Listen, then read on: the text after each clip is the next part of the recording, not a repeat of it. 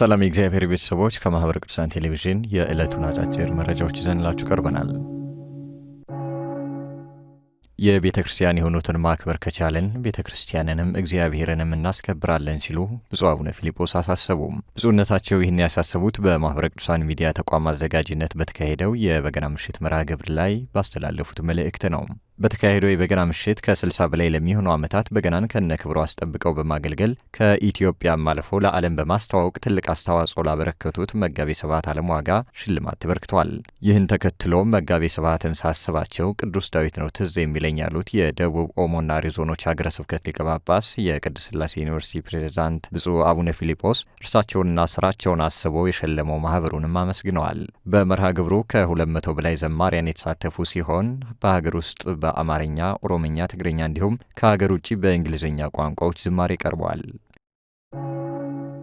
ኢትዮጵያ በታማኝ አገልጋዮች የተራበች ሀገር ናት ሲሉ ብፁዕ አቡነ ኤርምያስ አሳሰቡ። ብፁዕነታቸው ይህንን ያሳሰቡት በማህበረ ቅዱሳን ወልዲያ ማዕከል በግቢ ጉባኤያት ሲያስተምራቸው የነበሩ የወልዲያ ዩኒቨርሲቲ ተማሪዎችን ማስመረቁን ተከትሎ ነው።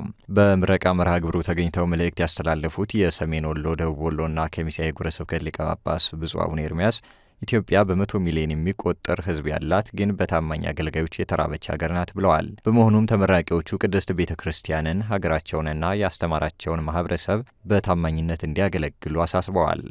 መረጃው በማህበረ ቅዱሳን የወልዲያ ማዕከል ሚዲያ ክፍል ነው። ገዳማት የልህቀት ማዕከል የሆኑ ዘንድ በትኩረት ሊሰራ እንደሚገባ ተገለጸ። በሰሜን ወሎ ሀገረ ስብከት በላስታ ወረዳ ቤተ ክህነት የዋልድቢት ቅድስት ማርያም ወአባ ሳሙኤል ዘዋልድባ አንድነት ገዳም አበምኔት አባ ሄኖክ ሸጋው ገዳማት የልህቀት ማዕከል እንዲሆኑ የተለያዩ የአቅም ማጎልበቻ ስራዎች እንደሚያስፈልጉ ጠቁመዋል። አበምኔቱ አክለውም የሚያስተዳድሩት ገዳሙ ከተመጽዋችነት ተላቆ በገቢ ራሱን እንዲችል የተለያዩ የልማት ስራዎች መጀመራቸውንም ገልጸዋል። ይሁን እንጂ የተጀመሩትን የልማት ስራዎች ለማስፈጸም የውሃ ፓምፕና መሰል ችግሮች እንደገጠማቸውም አክለው ገልጸዋል። በዚሁ ገዳም የመምህር ኪዳነ ማርያም መታሰቢያ የሐዲስ ኪዳን ትርጓሜ አዳሪ ትምህርት ቤት መምህር የሆኑት ቆሞስ አባ ተስፋ ማርያም ሲሳይ በበኩላቸው አዳሪ ትምህርት ቤቱ የመጻሕፍት የንጽህና መጠበቂያዎችና ሌሎች ተጨማሪ ችግሮች እንደገጠሟቸውም ገልጸዋል። ይህ የተባለው በማህበረ ቅዱሳን የላሊበላ ወረዳ ማዕከል ለ42 መነኮሳት፣ ለ11 የምስክር ጉባኤ ቤት ተማሪዎች እንዲሁም ለ60 የንባብና ቅዳሴ ቤት ተማሪዎች የአቅም ማጎልበቻ ስልጠና መሰጠቱን ተከትሎ ነው። መረጃው በማህበረ ቅዱሳን የወልዲያ ማዕከል ሚዲያ አገልግሎት ክፍል ነው።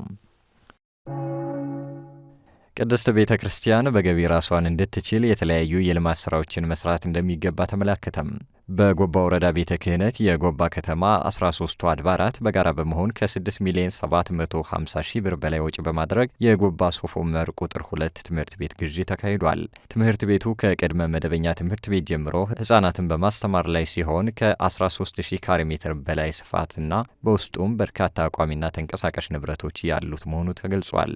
ይህ የተቀናጁ የልማት ስራዎችን በመስራት ቤተ ክርስቲያንን በገቢ ራሷን እንድትችል ለማድረግ ያለው ድርሻም ከፍተኛ እንደሆነ ነው የተገለጸው። መረጃው በማህበረ ቅዱሳን የባሌ ሮቤ ወረዳ ማዕከል ነው።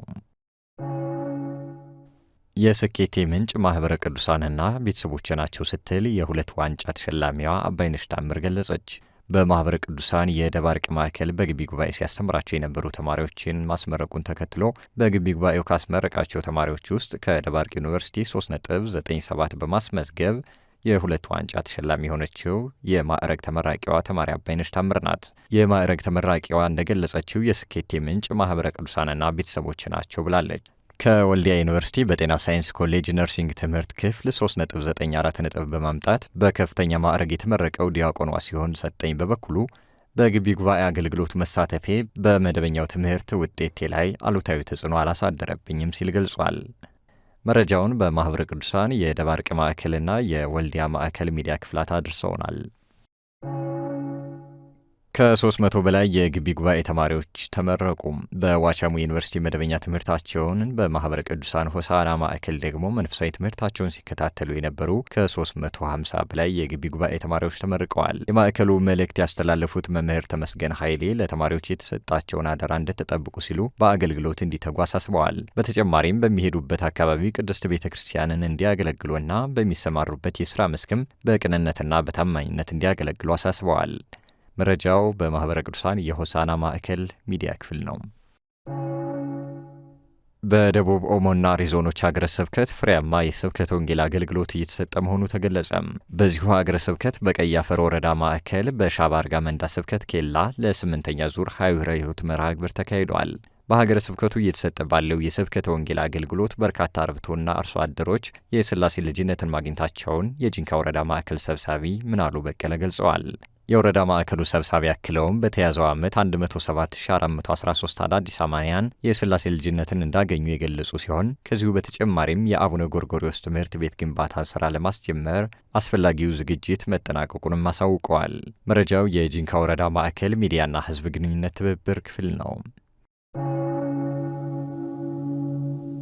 ለዕለቱ ያዝንላችሁ አጫጭር መረጃዎች የእስካሁኖቹን ይመስሉ ነበር። ከቀሪ ጣቢያችን መሰናዶች ጋር መልካም ቆይታ